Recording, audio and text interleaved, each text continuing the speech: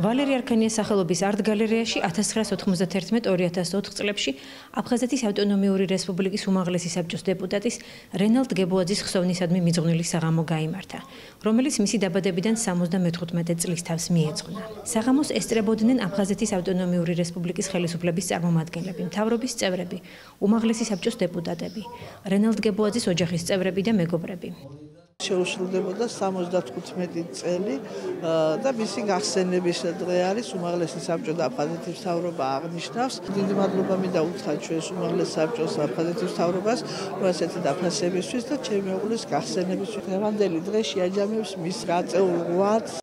რენალდ გებოაძის ცხოვრებასა და მოღვაწეობაზე ისაუბრეს აფხაზეთის ავტონომიური რესპუბლიკის მთავრობის თავმჯდომარის მოვალეობის შემსრულებელმა ვახტანგ ყოლბაიამ, აფხაზეთის ავტონომიური რესპუბლიკის უმაღლესი საბჭოს თავმჯდომარემ გია გვაზავამ, საქართველოს პარლამენტის აპარატის თანამშრომელმა რაფიელ გელანტიამ, პოეტი, პუბლიცისტი, ისტორიკოსი, მთარგმნელი, პიროვნება, რომელსაც ჰუმანიზმი, სიყვარული და ადამიანებთან ურთიერთობის იშვიათი ნიჭი ყველასგან გამოარჩევდა.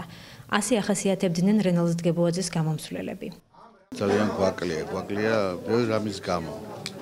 თავისი ცხოვრების წესის გამო, დამოკიდებულებით ქვეყნისადმი, ის რასაც ლაპარაკობდა გულით, რასაც აკეთებდა გულით. დღეს მისი არყოფნა არის ძალიან სერიოზული დანაკლისი ჩვენი საზოგადოებისათვის. ღირსეული მამული შვილი, განათლებული ადამიანი, მრავალ სფეროში, ეკონომიკაში, მშენებლობაში, სოფლის მეურნეობაში, ადამიანი, რომელსაც ძალიან ღრმად ესმოდა ჩვენი ქვეყნის პრობლემები.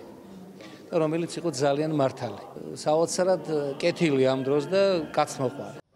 საღამოზე ოთარ აკიშბაიას ავტორობით გამოცემული წიგნის პრეზენტაციაც შედგა, რომელშიც რენალდ გებოაძის ბიოგრაფიასთან ერთად შესულია მის მიერ სხვადასხვა დროს გამოქვეყნებული პოლიტიკური, ეკონომიკური, ისტორიული წერილები და ასევე მისი ლექსები.